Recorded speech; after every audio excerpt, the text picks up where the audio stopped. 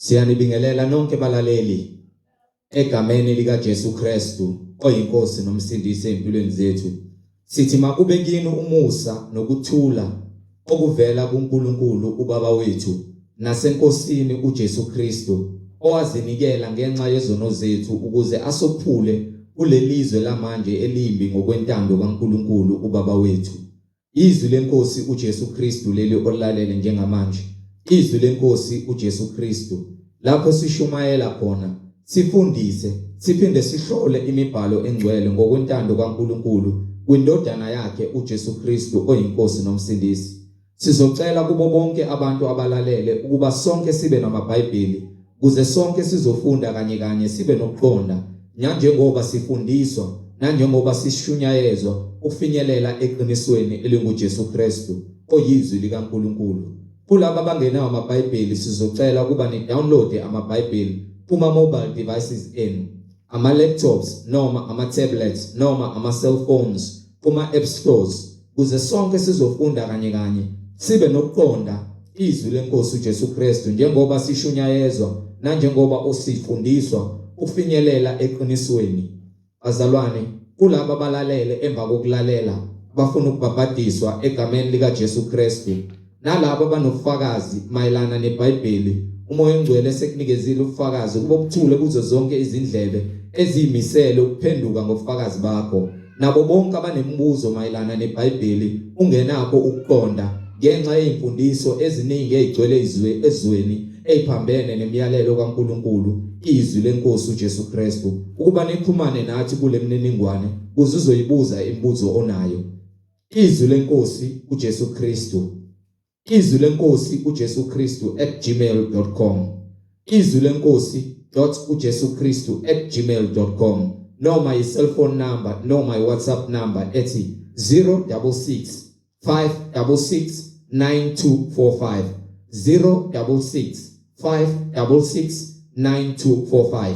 Balaleli, izintshumayelo zonke ziyatholakala ku-YouTube lapho ungahlala khona phansi uphethe iBhayibheli ulalelisise ngamadle bakho lokhu uMoya oNgcwele akushoyo emabandleni kaKristu Jesu nakuzo zonke izidalwa zikaNkulunkulu ayidalile ezingaphansi komthunzi welanga, ukuba uhlolisise lokhu okwaziyo nalokhu ufundisiwe khona ngemibhalo engcwele kuba ngabe uMoya oNgcwele uyakufakazela yini njengakho konke esifundiswa khona lapha sishunyayezwa khona ufakazelwa uMoya oNgcwele ngemibhalo engcwele. So ku-YouTube uzosearcha uthi izwi lenkosi uJesu Kristu, usubscribe, upress the notification button kuze ngaso sonke isikhathi uzoyithola izimfundiso eziqondile ezilungisisi imphefumulo yethu kuba senze ukulunga kukaNkulunkulu. Ku-YouTube uzocherisha ngelink nazo zonke izihlobo zakho, ikakhulukazi labo ohlanganyela nabo ngaso sonke isikhathi masihlanganyela sithi siyamdumisa uNkulunkulu ngomoya nangeqiniso, sifakazelana ukuthi uJesu Kristu uyinkosi nomsindisi empilweni zethu, ukube ngabe konke esifundiswa khona sifakazelana ngakho ngabe uMoya oNgcwele uyakhazimuliswa yini ngemfundiso esisuke sifundiswa yona njengakho konke okufundiswa la ukhazimulisa uBaba wethu osezulwini uJesu Kristu oyinkosi nomsindisi. So ku-YouTube uzosubscribe uthi izwi lenkosi uJesu Kristu, ungakhohlwa nokusharisha ilink nazo zonke izihlobo zakho. Ake sivule ngomkhuleko simbonge Baba wethu osezulwini ngalesikhathi samanje nokucela kuNkulunkulu wethu kuba inhliziyo zethu nendlebe zethu inhliziyo zethu zikuba ngomhlabathi ovundileyo owamkela izwi lakhe lesiholele ekuphileni lona lodwa elingukukhanya. Baba wethu osezulwini, malingcweliswe igama lakho Nkosi uJesu Kristu. Umbuso wakho mawufike emhlabeni njengasezulwini. Usiphe namhlanje isinkwa sethu semihla ngemihla, usithethelele amacala ethu njengoba nathi sibathethelela bonke abasonayo. Ungasingenise ekulingweni kodwa usisindise kokubi, ngokuba umbuso ungowakho namandla nobukhosi kuze kube phakade. uJesu Kristu inkosi nomsindisi. Amen. Siyanibingelela nonke balaleli kuzo zonke izindawo enilalele kuzona. Sheshisani nithatha amaBhayibheli sizohamba kanye. Sinomfowethu umhlengi izondi ozobe sihola enaba kabanzi ngokwemfihlakalo yembhalo, uMoya oNgcwele ekhazimulisa kule ndawo. Siyanibingelela.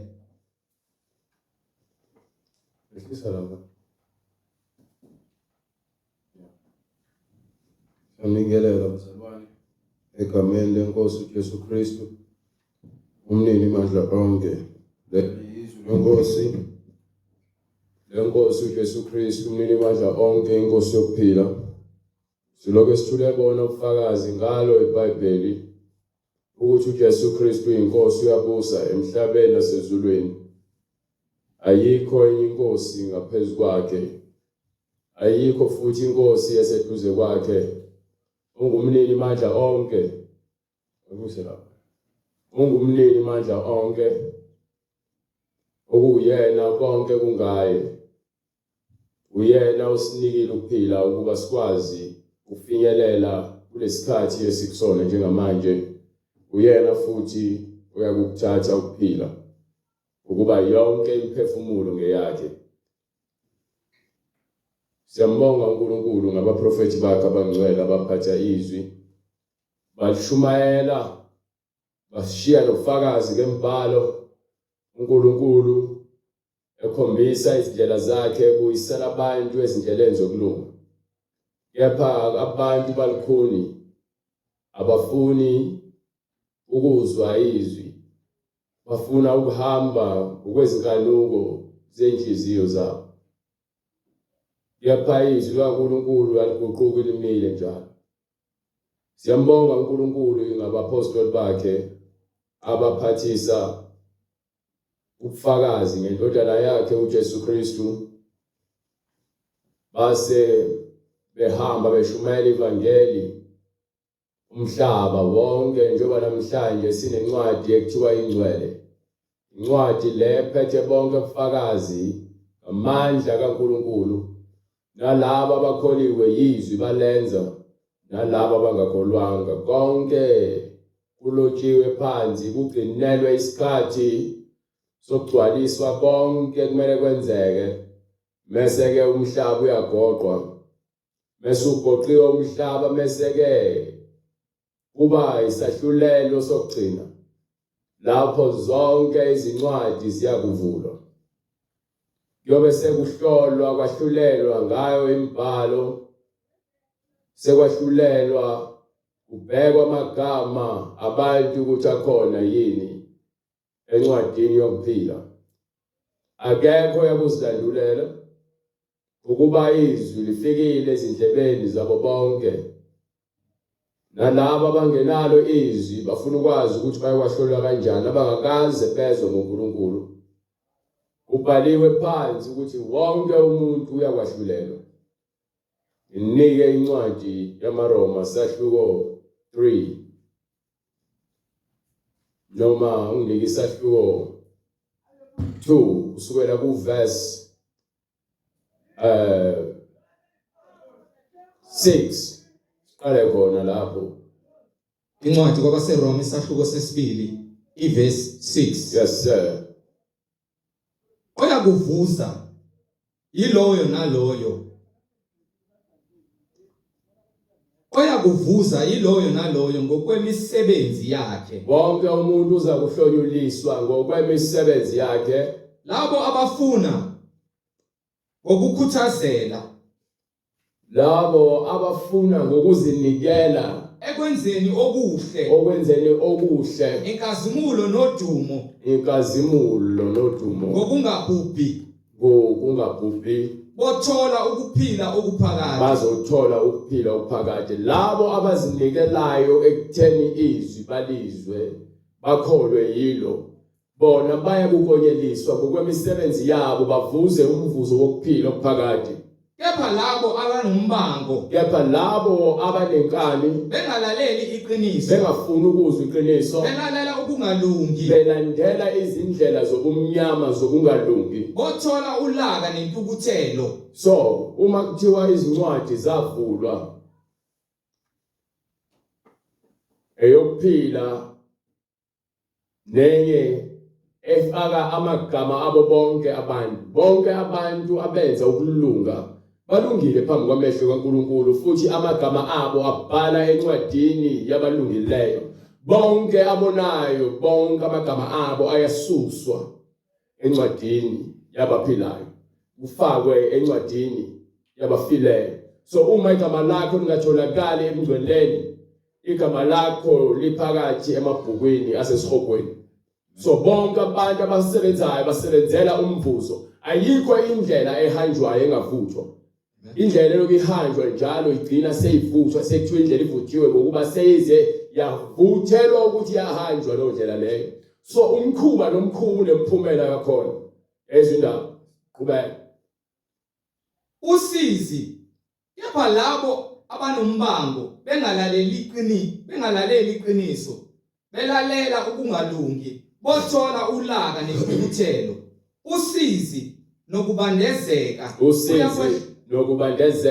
kuyakwehlela imiphefumulo yabantu bonke abenza okubi. Kuyakwehlela ini? Imiphefumulo yabantu bonke abenza okubi. Kuzothi kufike isikhathi lapho khona isikhathi sokuphila kuyamenze siphelile bese ke indaba isala nomphefumulo. Umphefumulo umkhulu ngaphezulu kwenyama, inyama izobola, umphefumulo ngeke uze ubole futhi ngeke uze ufe. Kepha uyobe ufa uhlushwa okwaphakade lapha esihogweni. Kubonakala kublog nginika incwadi yaLuka sahluko 16 kusukela ku verse 19. Khona sobheka ukuthi ke itheni indoda eyayicebile ibusa idla kamnandi emhlabeni igqoka izimpahla ezibizayo bese ivula amehlo wavula kuphi? Incwadi ngokuka Luke isahluko 16 verse 9. Yes sir. Verse 19. Kwakukhona umuntu onothile. Kwakukhona isigwili oyegqoka ezinobubende. Wayegqoka izimpahla ezinhle nezibizayo ezinhle. Yes sir. Ezijabulisa imihla ngemihla ephila impilo yomnandi emhlabeni etamasa. Kwakukhona futhi omphofu othile. Kwakukhona futhi enye indoda ethile ehluphekileyo. nguLazaro igama Igama layo Lazaro. oyelahliwe ngasesangweni lakhe egcwele izilonda. Wayegcwele izilonda engenayo umuntu ozomnakekela. Enqanela ukusuthiswa ngemvuthuluka ewa etafuleni lesiqheki. Yes sir. Yebo, kweza nezinja. Kwase kuza nezinja. Zamkhotha izilonda. Wase kuthi wafa omphofu. Wafa uLazaro. Wathwala izingilosi. Zamthatha izingilosi lo behluphekileyo. Enezilonda edla izinsalela. Wayesethathwa izingilosi zamusa esifubeni sikaBani. Wasiwa esifubeni sika-Abraham. Yes sir. Nesicebi safa. Naso kanjalo isicebi safa. Angijabona ohluphekeleyo uzofa. Isicebi uzofa. Manje umehluko ke indaba isemphefumulweni. Ubucebile emhlabeni unakho konke, ugqoka kahle, udla kahle, ubusa, utamasa. Nawe ukuhlupheka. Into ezokwahlulela ukulunga. Lo muntu behluphekile kepha zange aze antshontshe futhi azange afise okubi. Wayehlala nje elindele ukuthi athole ukudla enezilonda ezikhothwa izinja. Kepha lo edlule embuka lo ohluphekeleyo enjalo bedlula khona udlule egqoke kahle edla kamnandi ephile emhlabeni. Kwase kuthi wafa omphofu wathwalwa izingilosi. Lo ohluphekile uLazaro wasefa.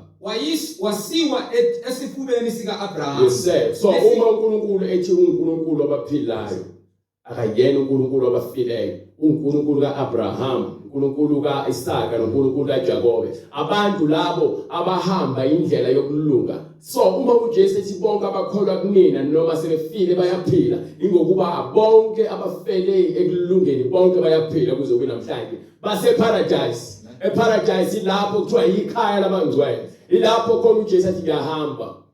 Ethi ekhaya likaBaba kunezinto eziningi. Uma bengenjalo bengenginitshela. Ngiyahamba ngiyolungisela ukuthi lapho ngikhona nani ngiyoba khona. Asilweni thina indaba yokuthi silweni inyama, silweni imphefumulo ekumele isindiswe. Imphefumulo ubaleke ngaphezulu kwenyama lokuyona. Inyama yakhe yaphansi enhlabathini isazodliwa yimpethu. Abanye bayagula khona manje behamba ngoba yini bakhathalele inyama. Bafuna ukusindisa inyama, imphefumulo ifile. Lolo kodwa imphefumulo ifile. Ngeke usindiswe ngokwenyama. Ngifuna ukuphila ngokwenyama, ucwebezele, ube fit, ube isigoro, ube nama-hips, ube muhle, ube njeya. But uma ufile ngomphefumulo ufile. So awunamsebenzi ukuba ufile umphefumulo. Umphefumulo ofile awunako ukuthula. You understand?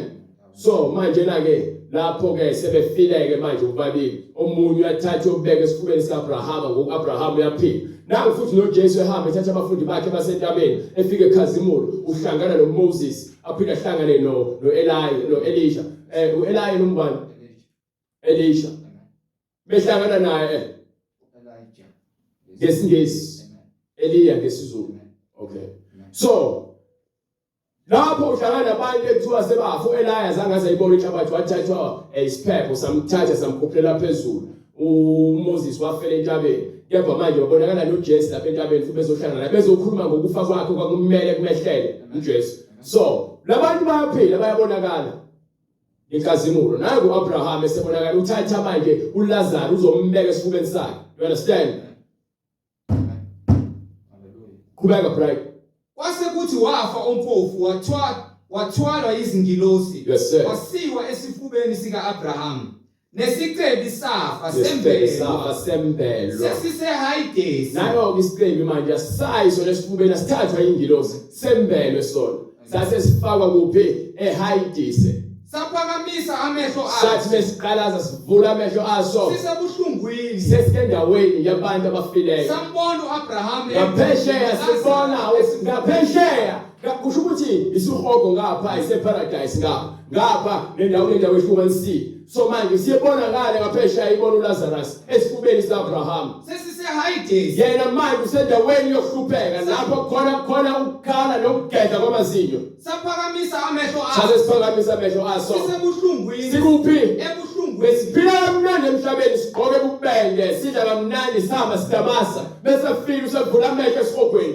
sekubhlungu manje usabona abantu abaphile ngokulunga sebehleli ngokuthula you understand sisebuhlungwini sona manje sesibuhlungwini ekude simbonela kuphi ekude simbonela kude noLazarus esifubeni noLazarus uhlele esifubeni sikaAbraham samemeza sasesikhala ke manje isiqeli baba Abraham sithi baba Abraham ihawukele uthume uLazarus ithi manje kufuneka kuthunyelwe uLazarus lo nje ehleli ngasegatini aqhobhoze lo ahleli ngasegatini enezilonda ehlupheka ekhothwa izinja yena ubedlula njalo ecobezela egqoke kahle edla kamnandi etamasa bayatamasa bahamba ngezimoto ezibizayo bagqoka impahla ezibizayo badla kamnandi bahlula ukupha umakhelwane ukudla uhlula ukubonelela umuntu ongenakho kepha uthi ke uyakholwa omunye uthi ke uNkulunkulu wakho uzongenzelana ngimdingi nakho konke ngikudingayo kepha ke egcineni kwakho konke lokho okwenyama sala emhlabeni bese ungcwaja ufike unqunu nakhona uhamba unqunu uhambeke soyethwala inhlabathi ngesifuba soyokubona ke manje lapha enhlabathini uphenduka izimpethu sohamba umphefumulo wakho ufile soyosifaka manje kuphi ehayidise soyohlushwa manje soyokhala ucela intethelelo kuthiwa yini intethelelo la intethelelo isemhlabeni you understand samifuna manje esenokutholakala njalo ukuthi ukuphatha uzokufuna samemeza sathi baba Abraham to God ihawukele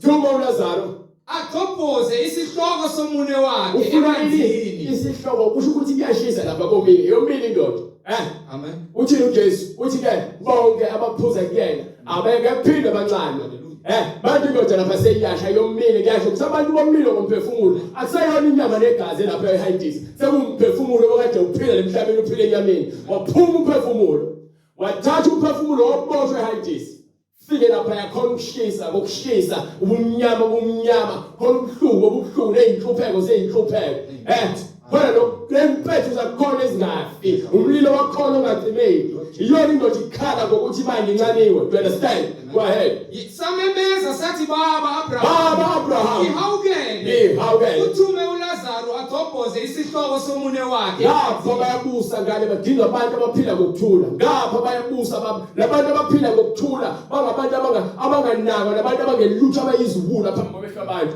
you understand kepha ngale badinga bona futhi manje athuyele ukuthi azomnika amanzi manje amlethele lamanzi lawo ngeke asakwazi ukwathola ngoba ngeke aphinde awathola aphuzise ulimi lwakhe ufuna nje ukuthi inkonzi akafuneki enkulu ukuthi ukuncane ongale nokusha ongale kunzima Understand? Usafuna nje inkonzi ngokuba yini? Ngokuba ngiyahlusha kuleli langabi. Uyezwa yonke leyo. Kuleli langabi elishisa indoda. Ngale sikhokweni. Lezi mhlupheko njengoba ngithi ayikho indlela ehambayo. Ingavuthwa yonke indlela afanele ivuthwe. So bayivuthwa leyo ndlela leyo. Imphumela yakho leyo ukuthi okay, mina ngihamba le ndlela le. Nayo ke seyivuthwa ke sekubonakala ngemiphumela. You understand? Ngokuba ngiyahlusha kuleli langabi. Ngokuba ngiyahlusha kuleli langabi. Yebo Abraham wathi. Lapha uAbraham wathini? Ndodana. Khumbula ukuba wamukela ubuhle kwakho. Lezinsuku ezimnandi emhlabeni. Usesekuphileni.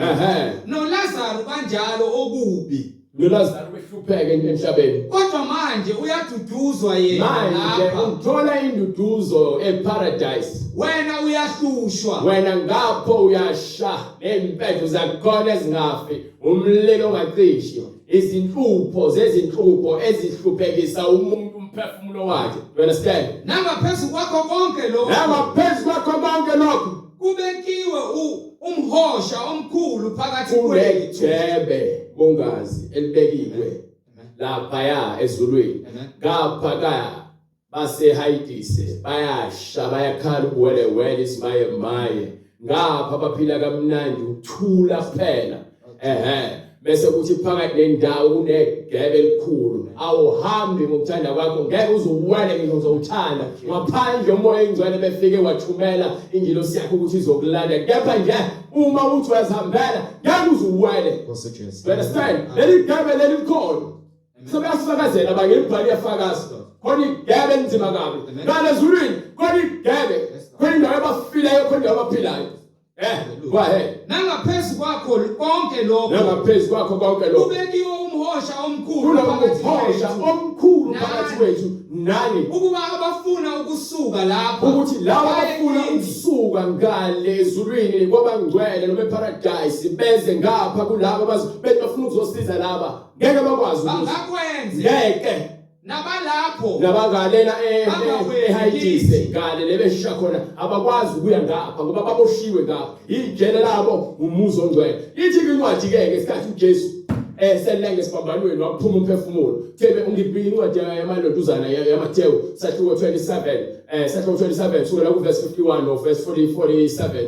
Qale lapho uJesu sekesiphambanweni noma uqala from verse 46 lapho khona ekhala ethi Eli lama sabachthani nigga right. Incwadi ngokuka Matthew sahluko 27 verse 46. Yes sir. Kepha ngehora lesishaka lolunye uJesu wamemeza ngezwi elikhulu wathi Eli lama sabachthani. Okungukuthi Nkulunkulu wami ungishiyelani na? Uzobani uJesu lesithi uJesu uNkulunkulu ukhuluma kumoya ophumayo angithi uma uzophuma kepha uzophuma uyazi ukuthi uma uzophuma lento ibhale kwincwadi yamahubo ukuthi uzokhala athi Eli lama sabachthani okusho ukuthi ke uNkulunkulu wami ungishiyela lento ikhona kwincwadi yamahubo ngisho sahluko 2 mengaphosisi noma sahluko 10 qhubeka bright.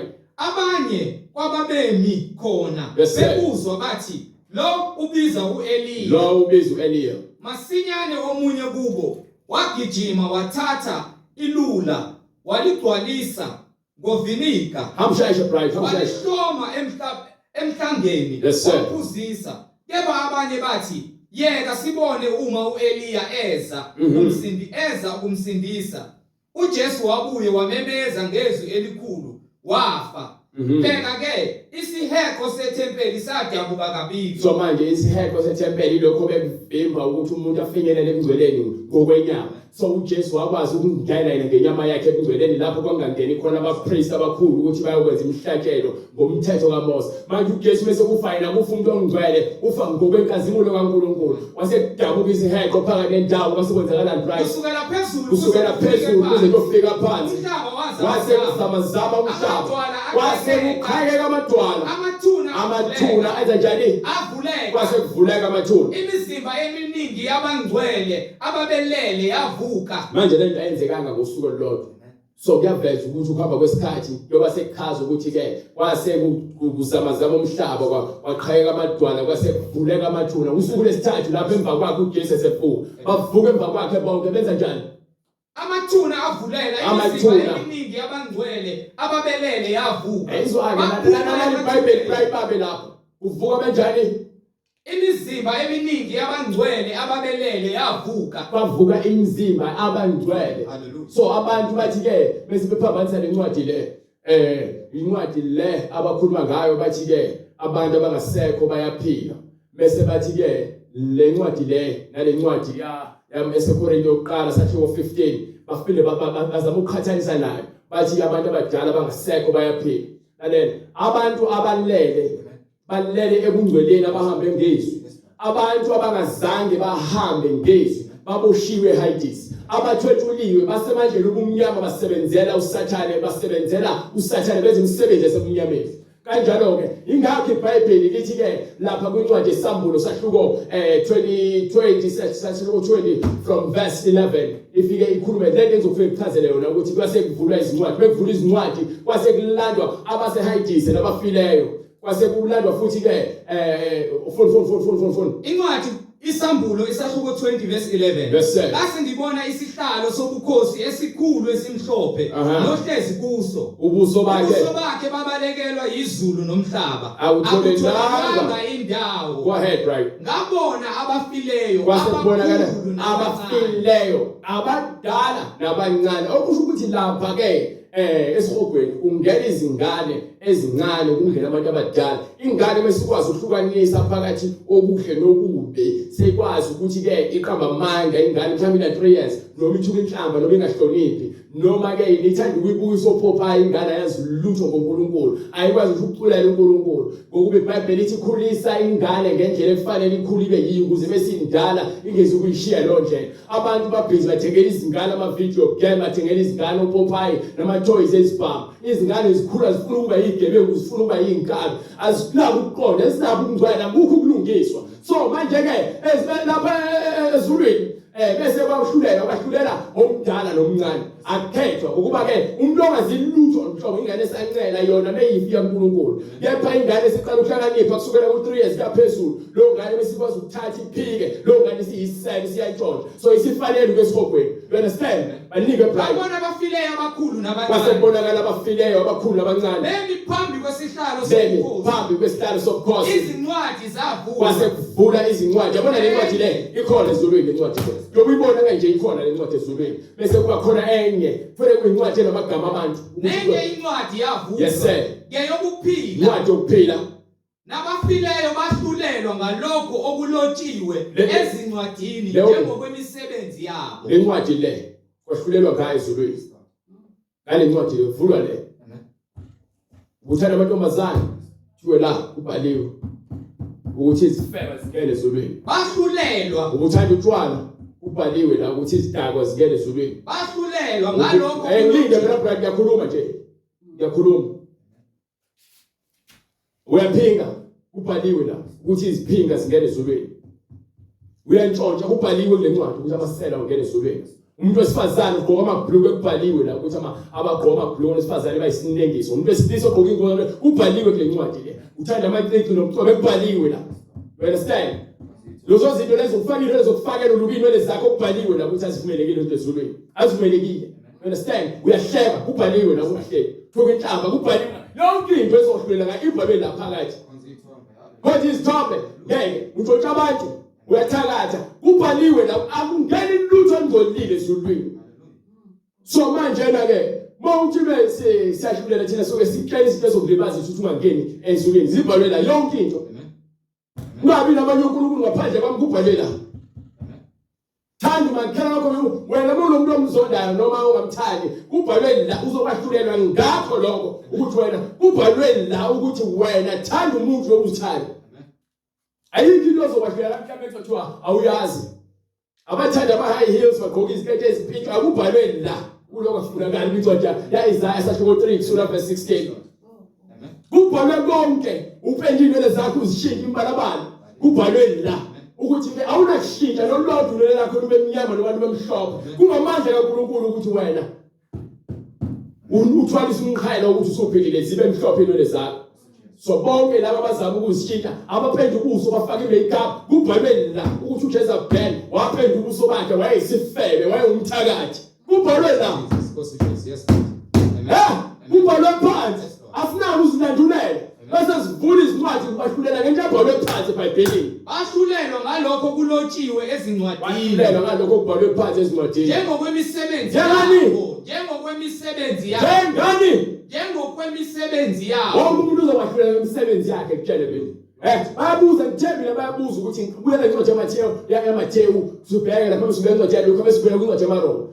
Ngifuna incwadi yaLuka lapho uqhubeka ukuthi ke uLazarus ikhamba kanjani ngaye nendaba yesicelo bese ubuyela ngale incwadi yaMathewu uqala incwadi yaMathewu ngifuna ukuthi uyona uqede kutona ukuthi emva kokuvuka kukaJesu kwenzakalani bayaphi njengoba uLazarus esekhuluma uAbraham ekhuluma noLazarus nesicelo lendaba le.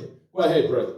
Incwadi ngokuka Matthew isahluko 27 verse 47. Go ahead. Abanye hallelujah. Verse 51. Bheka ke isiheko sethempeli sadabuka. Kabili kusukela phezulu kuze kufike phansi. Umhlaba wazamazama, amadwala aqhekeka, amathuna avuleka. Imizimba eminingi yabangcwele ababelele yavuka. Imizimba eminingi yabangcwele bavuka. Baphuma emathuneni. Base bephuma emathuneni. Emva kokuvuka kwakhe. Exactly. Bangena emzini ongcwele. Bangena kuphi? Emzini ongcwele. Ungena kanjani? Abangcwele. Bangena kuphi? Emzini engcwele. So singena emzini ongcwele ngoba ungcwele kungena abangcwele kuphela zonke izoni ziyaphakathi eHades. Babonakala kwabaningi. Wena ngaleke kuncwadi yaLuka. Incwadi yaLuka uphinde futhi kunento efuna ukuyiveza kwincwadi yeSambulo sahluko 20 lapha kuverse 12. Nento efuna ivele lapha engavelanga isikhathi silontuze sifunda. Amen. Babona abafileyo abakhulu nabancane bemi phambi kwesihlalo sobukhosi. Izincwadi zavulwa. Nenye incwadi yavulwa. Ngeyokuphila. Nabafileyo bahlulelwa ngalokho okulotshiweyo ezincwadini njengokwemisebenzi yabo. Yes sir. Nolwandle lakhipha.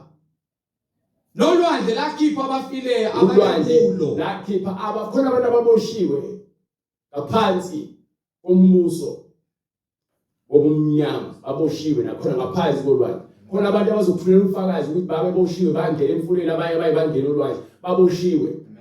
Nokufa neHades. Kahle bese kwakhona ukufa bese kwakhona iHades. Wakhipha abafileyo abafileyo umuntu ofile ufele esonweni. Isono siyakubulala umphefumulo wakhe ngakho sithi asikhulume nenyama sikhuluma nomphefumulo kwena. uNkulunkulu ufakile impilo kulomzimba lo kwena. So manje uma ke ufe umphefumulo wena ufile uhamba. Ukufa kokuqala lo. Okwesibili izokuvezela incwadi.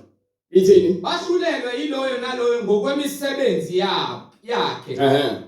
Ukufa neHades kwaphonswa echibini lomlilo. Ukufa neHades okusho ukuthi bonke lokho kuboshiwe lapha manje esihogweni eHades ejele labafileyo bazothathwa akekho umuntu osake ngene echibini lomlilo njengamanje. Bonke abantu abafile abathwetshuliwe ababoshiwe bandlela bomnyama bazobuya nayo uSathane nomprofeti wakhe. Bonke bazobuya bazobeka phambi kaNkulunkulu bese uqedwe kwahlulela bese bathathwa bafakwe lapha echibini lomlilo. Lokho kuyini ke?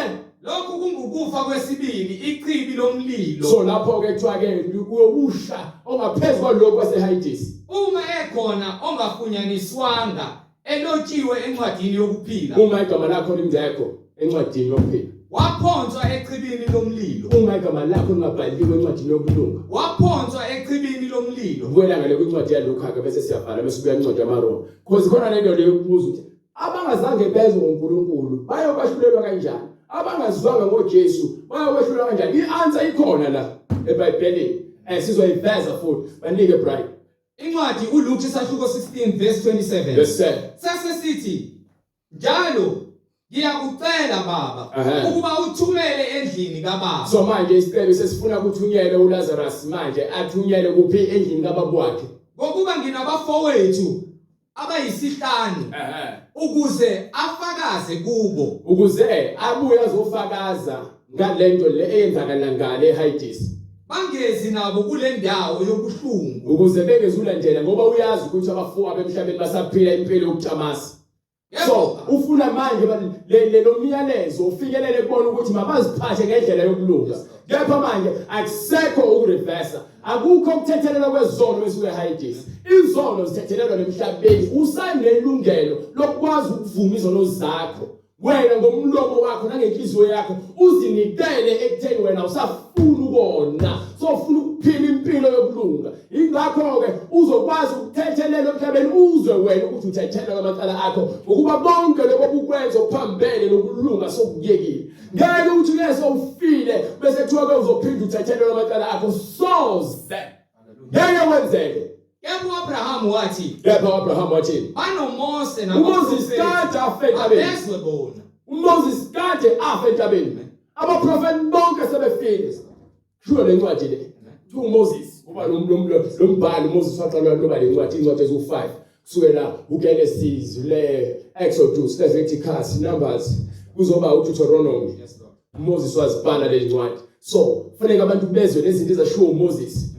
Bese beqedile ukuzwa lokho abaprofeti bafika futhi babhala nabo babhala baze bashiye amalakhi ngalo. Nje seqedile kwasekuthunyelwa ke uJohane umbhaphathisi ngomoya kaEliya. Bese afika wakugcwalisa bamnquma ikhanda begcwalisa ukukhohlakala kwakhona. Wayesefika uJesu wakugcwalisa konke wathi bambulala wakuvuka ngosuku lesithathu. Ngalo ndlela ke usiyabatshela ukuthi konke lokho abakwenza kuyizeleze. Uma ufele kulungelo lokuphila okuphakathi, uma ufele empilo wena uyofa okwasesihogweni eHadis uhambe uyohlushwa lapha ya okwangena phakathi. Bese bawalowo seqedile lomhlaba sogoqiwe bese kuthethwa bonke abantu babekwe phambi kwesihlalo sobukhosi. Kuvula izincwadi bese sivuliwe izincwadi bese igama lakho lingatholakali wahlulela ngomsebenzi yakho nendlela ubuyihamba emhlabeni iyona izokholela lo busebenzela khona uhambe ufake ekhulwini lomlilo nayo yonke imisebenzi yakho. You understand?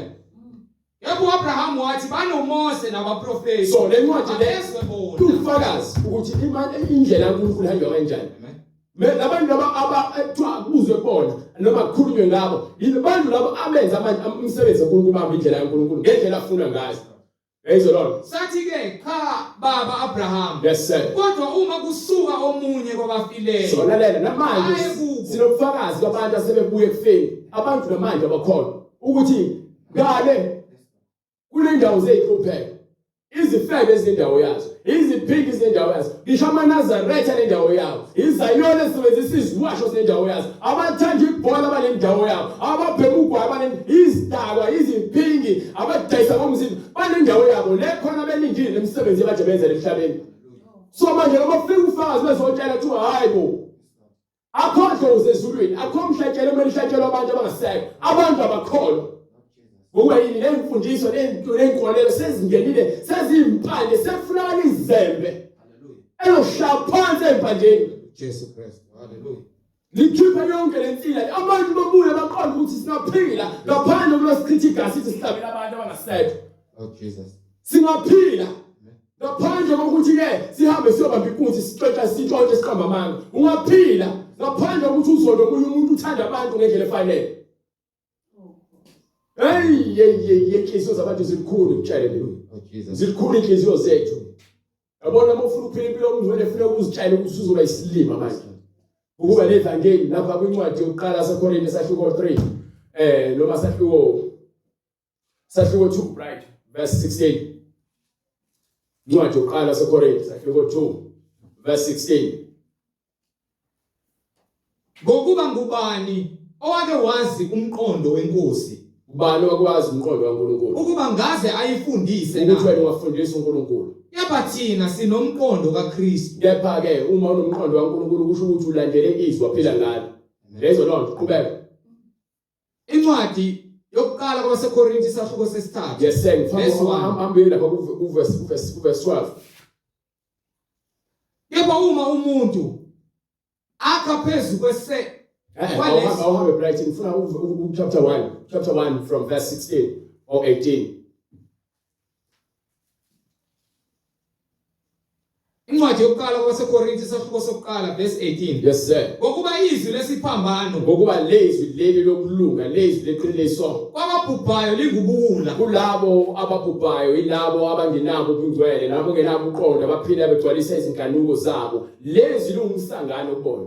Kepha kithina esitsindiswayo kepha thina esiqondayo amandla kaNkulunkulu lingamandla kaNkulunkulu ngokuba kulotshiwe ukuthi kubhalwe phansi kuthiwani ngiyakuchitha ukuhlakanipha kwabahlakaniphileyo. so bonke lokuhlakanipha nako kwasemhlabeni uthi uNkulunkulu uza kuchitha egcineni ngokuba uyena ozegcina emile nezwi lakhe wena soguqile ngokuba wonke amadolo azoguqa phambi kukaJesu avume ukuthi uJesu Kristu uyinkosi kube inkazimulo kaNkulunkulu.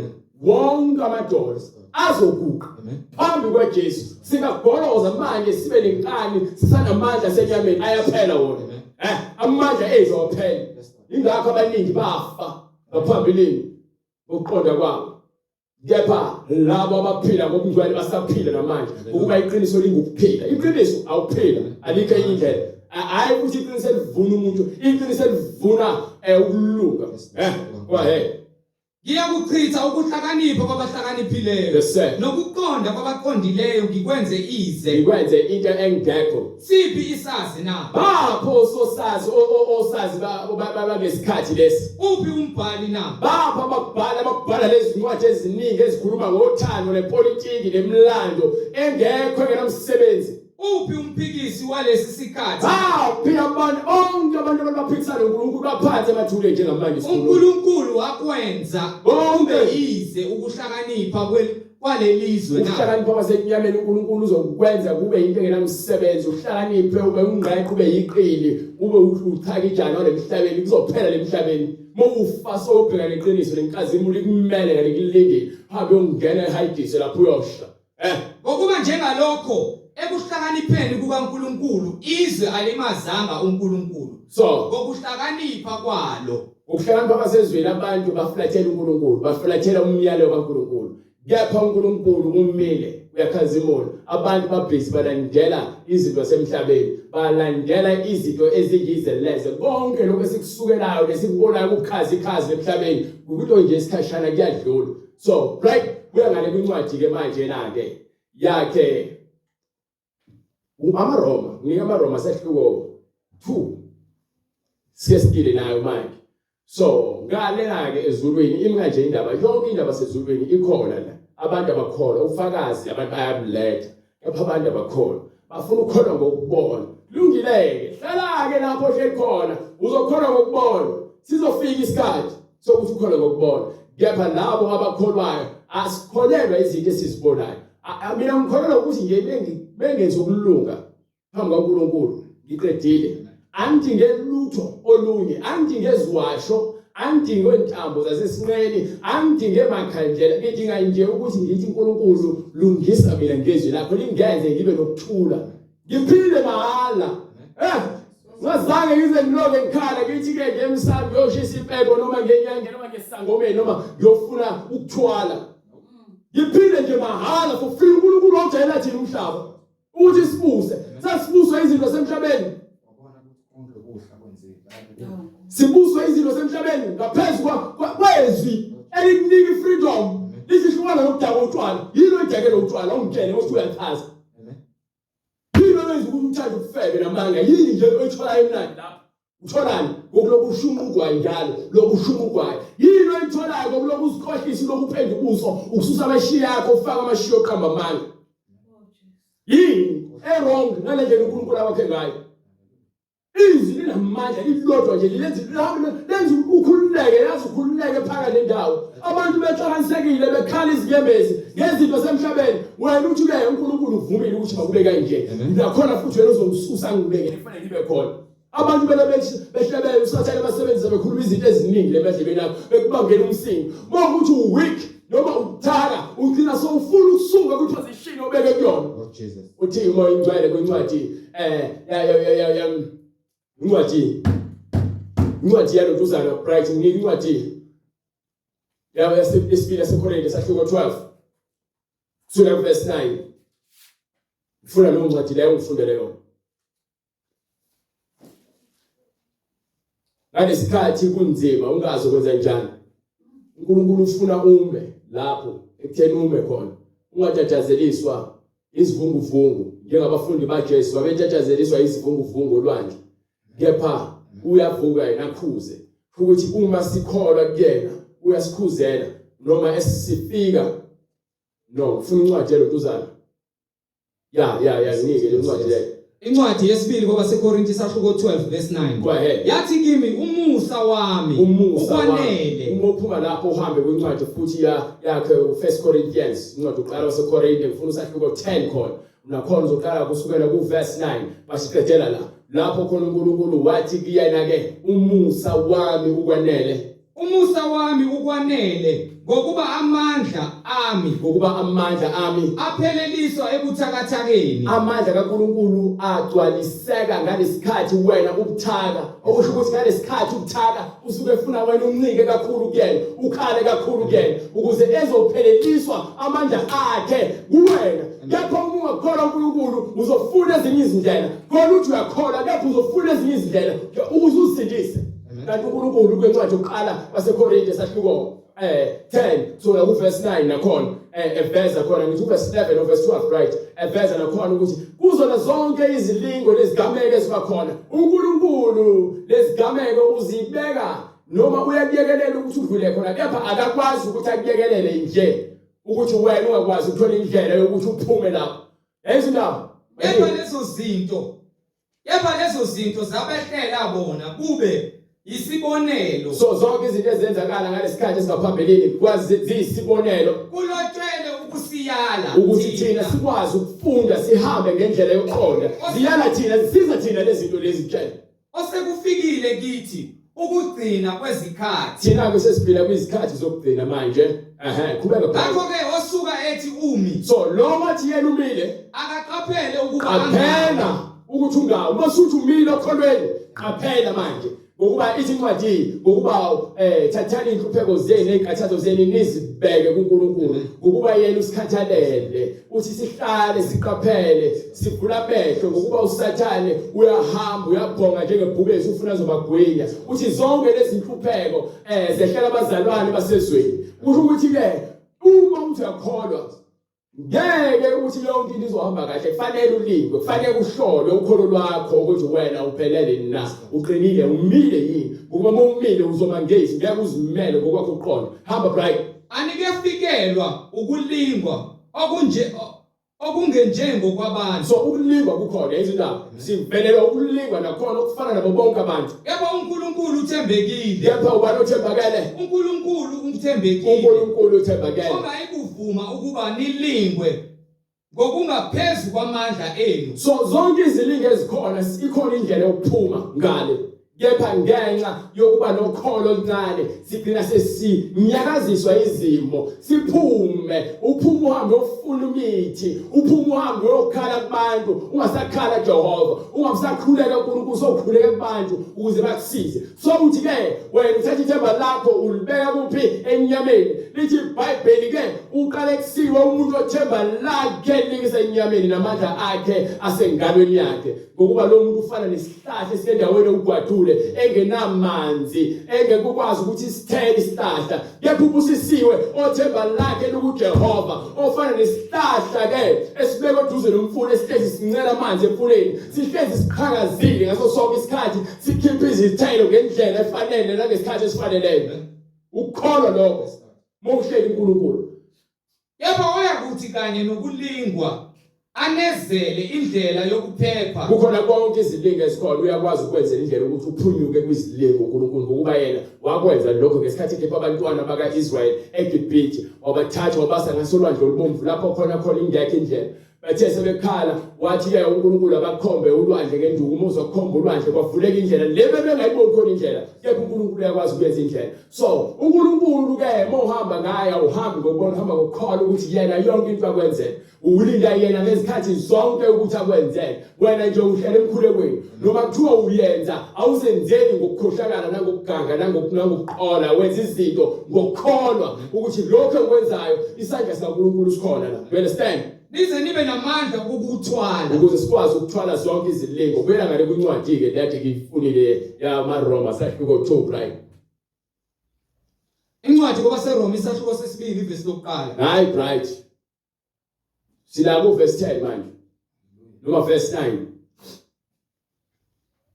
usizi nokubandezeka kuyakwehlela imiphefumulo yabantu bonke abenza okubi umJuda kuqala umJuda kuqala nomGriki futhi nomGreki futhi kepha inkazimulo nodumo nokuthula kubo bonke abenza okuhle. so bonke usizo lalabo abenza okubi ngabe umGreki ngabe umJuda ngabe umZulu ngabe umXhosa ngabe umTswana noma iChina noma umlungu bonke bagcwele esihogweni abangalungile bonke bayaphakathi esihogweni ngokuba uthi yonke imphefumulo ngeyakhe akhona ukuthi umphefumulo kuthiwa abelungu uNkulunkulu abelungu uNkulunkulu wabantu abamnyama uNkulunkulu yedwa ungulizwi ungumoya uthi yena wadala izulu lomhlaba wakhala nakho konke okuphakathi so ke manje bonke abantu abonayo bayakuphi endaweni yosizi bese kuthi laba abaphila impilo yokulunga abakhazimulisa uNkulunkulu nabo babekelwe inkazimulo baningi kepha inkazimulo nodumo nokuthula kubo bonke abenza okuhle. inkazimulo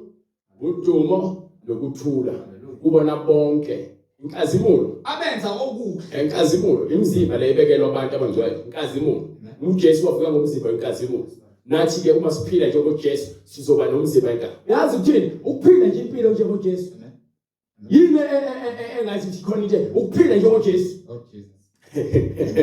glory to God ilungelo ukuphila njengoJesu ukuphila ayikho into engathi mhlawumbe khona into engaphezulu lokho ukuphila njengoJesu uphila ngokuthula thola inkazimulo thola udumo bese ukuthula kubo bonke abenza okuhle. abenzani Okuhle hayi emehlwe nami phambi koNkulunkulu makuhle phambi koNkulunkulu kuhle kuyakhazimula uyakhazimuliswa you understand manike bright umJuda kuqala umJuda kuqala nomGriki futhi noma ngabe umJuda noma ngabe umGreki noma ngabe iXhosa umZulu umSuthu India uma nje benza ukulunga inkazimulo udumo ukuthula ngokuba akukho ukukhetha ngokuba uNkulunkulu akakhethi musuba umuntu akanandaba ukuthi ubani ufuna nje ukulunga emphefumulweni wakho kuphela you understand ngokuba bonke abonileyo bengenamthetho imake nakho ke manje la zonke safika la yabona ke abantu babebuza bethi manje labantu bangakaze bezwe ngoNkulunkulu labantu abangamazi uJesu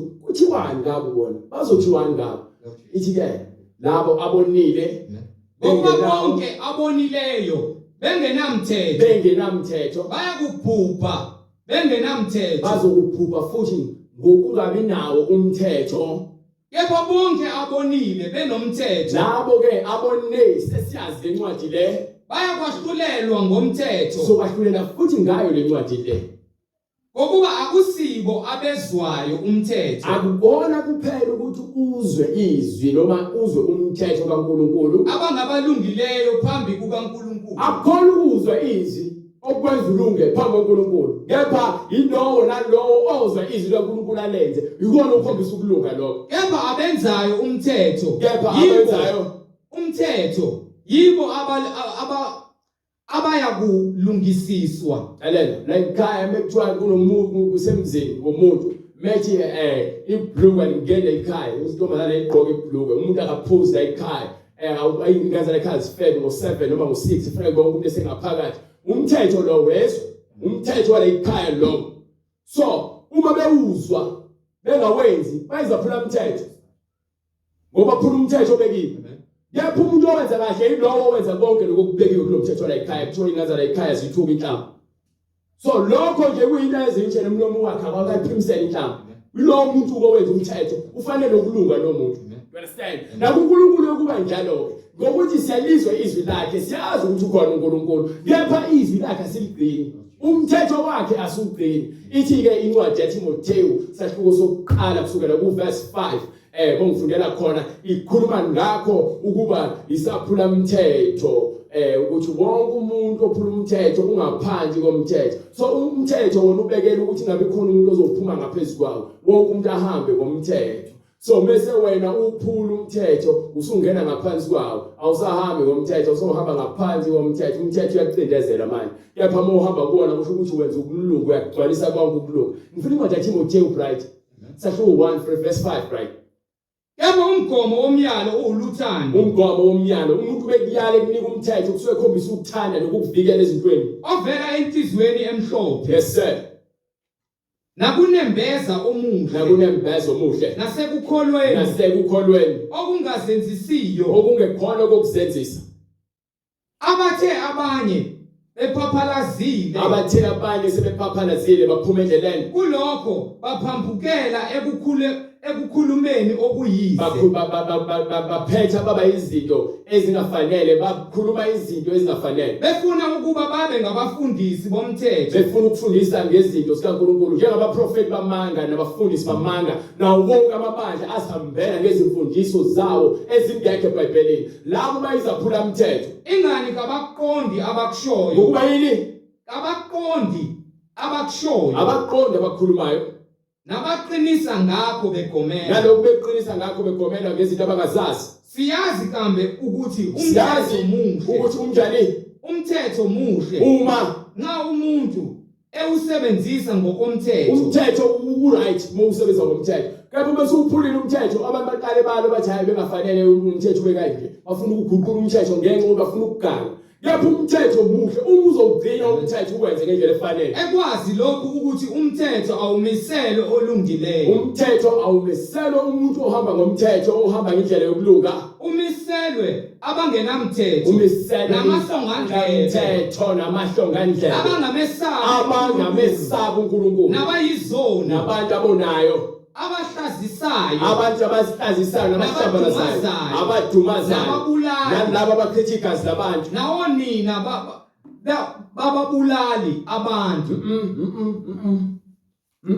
funda khona nababulali bawonina exactly nabantu ababulala oma wabo nababulala abantu nabantu ababulala abantu nezifebe izifebe izifebe likhaya ukuthi nabo abantu abayizaphula umthetho iBhayibheli lisho njalo nabesilisa abalalanayo abantu besilisa abanye nazo nakhona ziphula umthetho kaNkulunkulu nabathumba abantu abathumba abantu nabaqambi manga nalawo iBhayibheli yini ngathi iBhayibheli lirong ngayo bethiwa uyahlaziya yini likhuza sonke isono esenziwa umuntu nabafungela amanga abantu abafunga ngamanga noma kungakhona omunye noma ngabe kukhona okunye noma omunye okuphambene nesifundiso esiphilayo isifundiso lesiphilayo uma ngasewamukele lemfundiso ungaphila kamnandi phile lokuthula phile ngokuthula futhi ube lokuthula nabo bonke abantu ngokwevangeli lenkazimulo kaNkulunkulu obongekayo yeqiniso likaNkulunkulu obongekayo ningakho ke ngithi mina ke abangenamthetho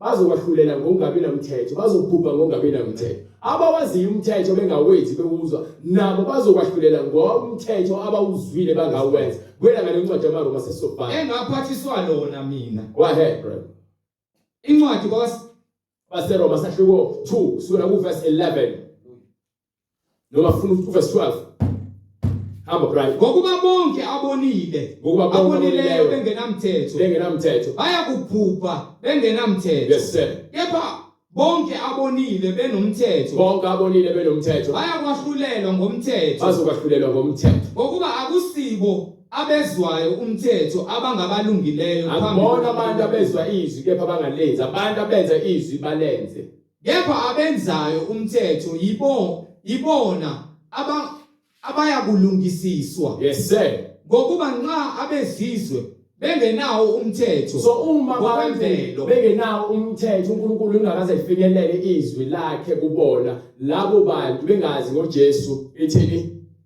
ngokuba nxa abezizwe abangenawo umthetho ngokwemvelo benza okomthetho laba bengenawo umthetho bangumthetho wabo izwakhe ngichazele ngokwabo uma ningakaze nizwe ngoJesu noma abantu bangakaze bezwe ngoNkulunkulu labo bantu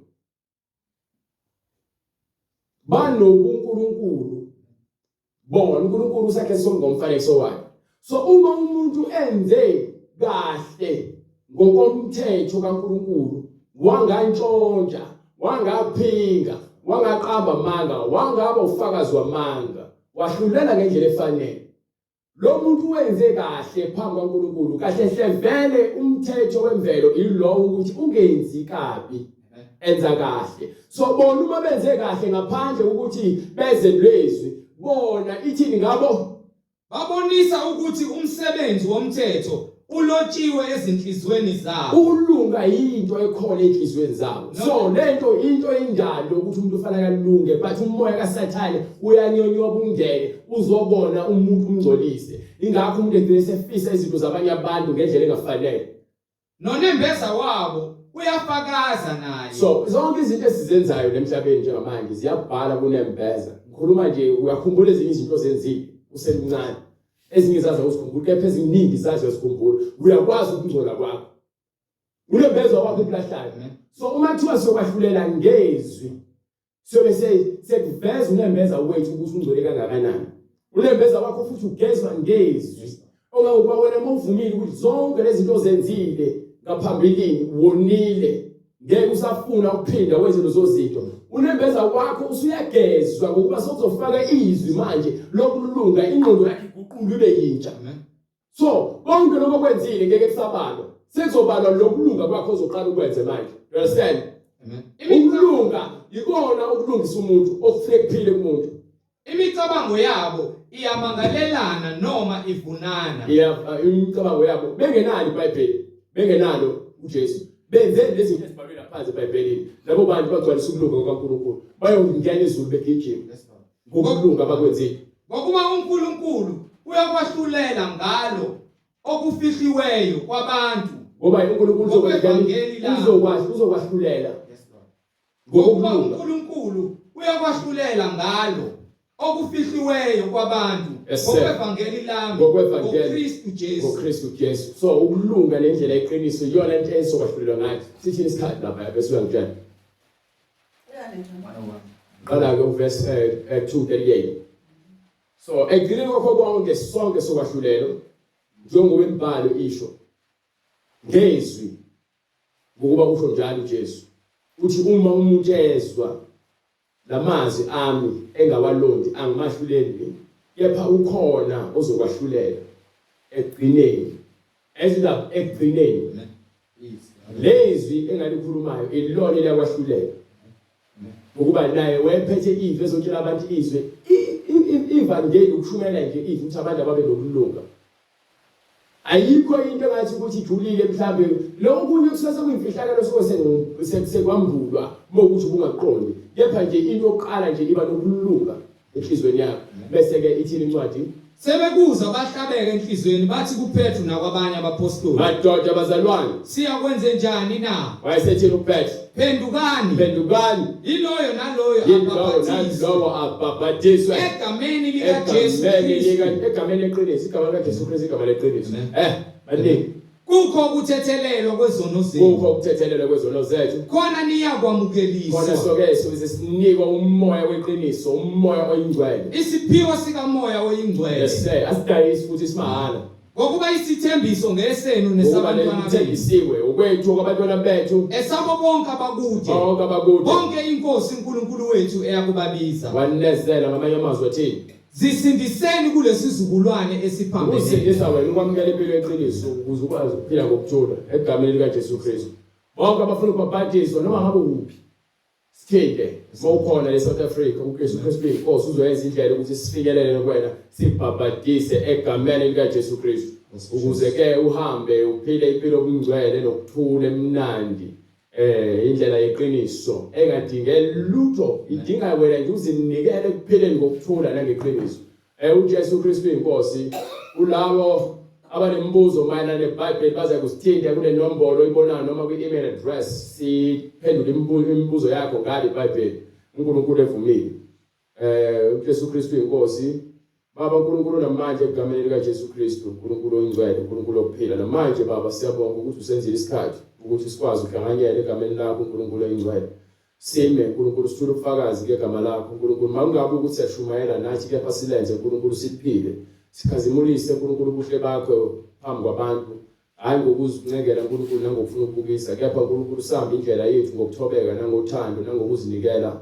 kule mpilo uNkulunkulu osabele yona nalabo uNkulunkulu abalizwayo izwi balizwe balenze lithola indawo enhlizweni zabo ungabe ukuhlakanipha kwami uNkulunkulu kepha ngokuba amandla akho abonakaliswayo nakhazimiswayo konke lokhu siyacela egameni likaJesu Kristu ubona uNkulunkulu ukhulula abantu bakho umaketanga kubumnyama namaketanga asathana abophe ngawo abantu ukuthi bangalizwi iqiniso uNkulunkulu bazifunele okwabo. Kepha Baba kithi ngegama likaJesu Kristu yonke lo moya siyayiphulukisa. Sithi Baba khazimula manje naphakade. Amen. Amen. Amen.